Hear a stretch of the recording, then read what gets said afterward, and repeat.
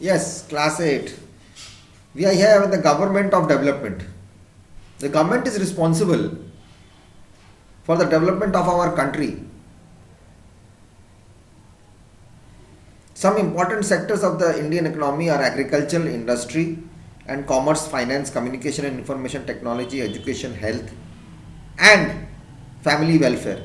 These sectors are vital for the social and economic development of our country. Thus, good governance plays a crucial role in development. Systematic economic development is possibly through proper planning. Thus, the Planning Commission was constituted on 15th March 1950. The Prime Minister was the ex officio chairperson of the Planning Commission. The functions of the Planning Commission were as follows: to assess the resource of the country, to formulate plans for effective and balanced utilization of the country's resources, what resources we have, to identify the objects of our economic policy, to examine the extent of utilization of resources and the progress of the plans,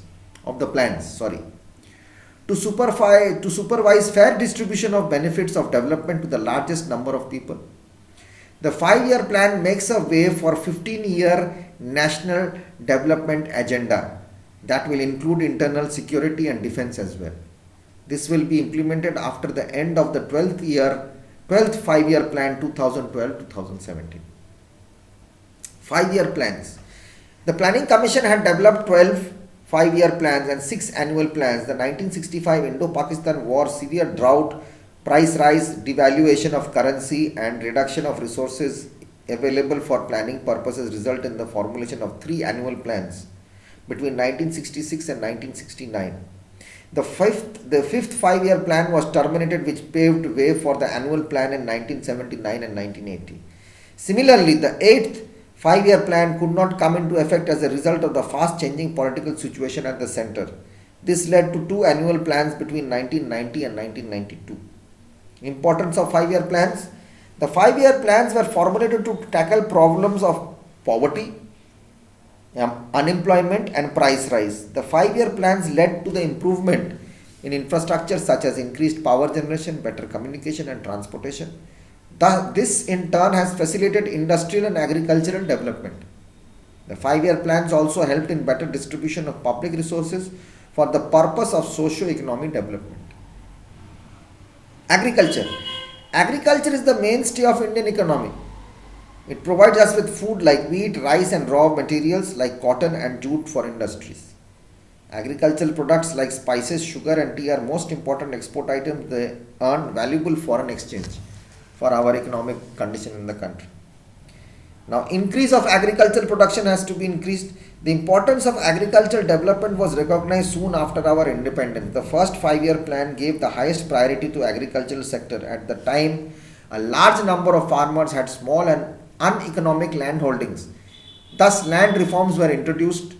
Such reforms are follows: the zamindari system was abolished. Land was redistributed in more equitable manner. Scattered land holdings were consolidated.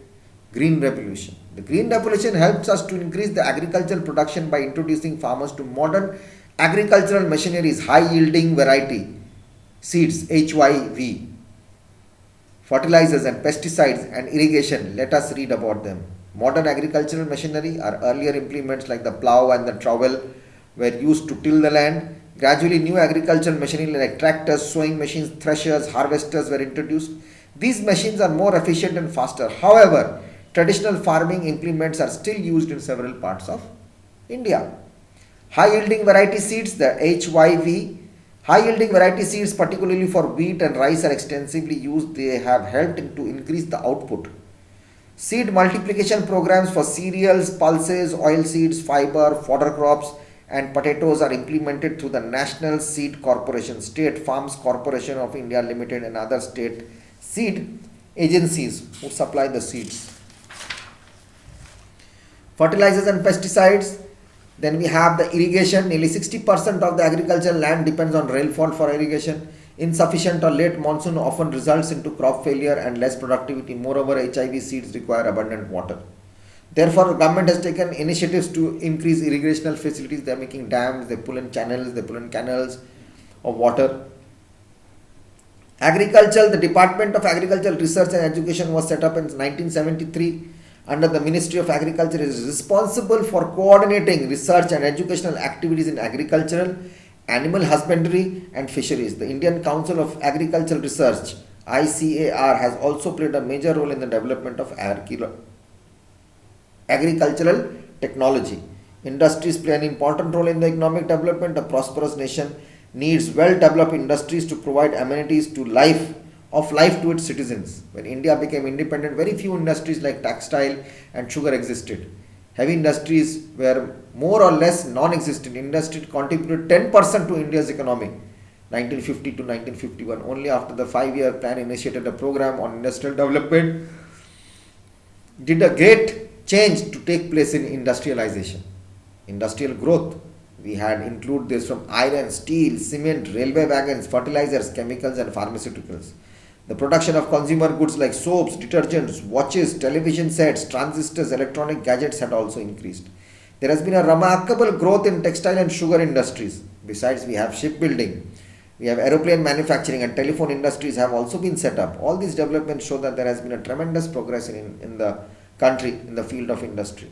Cottage industries are the small industries could not be developed due to their full capacity during the colonial rule. Now the government has initiated efforts to develop cottage industries. The family members usually run these units from their homes. Items like baskets, toys, ropes, handlooms are manufactured by cottage industries. Small scale industries, they can set up faster than large scale industries. They also help to generate employment. The small scale industries produce essential consumer goods like soaps, hosiery, hand tools, utensils. Some of the small scale industries also serve as ancillary industries for bigger industries. They make orders for the bigger industries.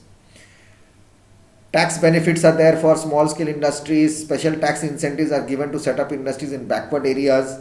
Some products are reserved for exclusive manufacture by small scale industries only. Special training facilities are provided to set up small scale industries. Public and private sectors. Public is the government sector, private is the public sectors are industries are Hindustan Machine and Tools, HMT, Bharat Heavy Electricals Limited, BHEL, Steel Authority, that is SAIL, and money invested in these industries come from the taxes we pay and profits made by these public sectors. Private sector is Hindustan Lever, Johnson & Johnson, Reliance and some private sector industries. There are also joint sector where the government and the private companies join hands to establish new sectors. This social sector, the government also looks into social welfare of the people. It works towards ensuring the availability of safe drinking water, sanitation, education and housing to all its citizens. Okay, education. The Sarva Shiksha Abhiyan was started in 2001. This program encourages and promotes universal elementary education for all children from the age group of 6 to 14, irrespective of their caste and gender. Sanitation, Gram Puraskar 2002 has been launched to promote rural sanitation in urban areas. Recycling and reuse of sewerage is encouraged for ensuring hygiene, waste management and sanitation across the nation. Swachh Bharat Mission was launched in 2nd October 2014. It is being implemented for urban and rural areas. Clear? Health, National Rural Health Mission, National Urban Health Mission, we have provide health kits for the poor people. Employment, the Mahatma Gandhi National Rural Employment Guarantee Act 2005 provides at least 100 days guaranteed job. Housing, to improve conditions of the poor in the urban slums. Programs like Basic Services to the Poor, BSUP, and Integrated Housing and Slum Development Program, IHSDP, have been initiated. These aim to provide housing facilities, basic services and other civic amenities to the urban poor. In rural areas, Pradhan Mantri Gramin Awas Yojana aims to meet the shortage of housings. Rural Development Bharat Nirman Plan was started in 2005, and construction of all-weather roads to connect to villages, provide telephones for communication, provide clean drinking water, provide electricity to rural households. Construction of 60 lakh houses for the poor, bringing as much as 1 crore hectares of land under irrigation.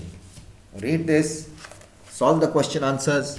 Easy, class 8, so don't worry. You have to read constantly and get it done and everything will be fine. So take care, be good and do the question answers for homework without fail. Bye bye.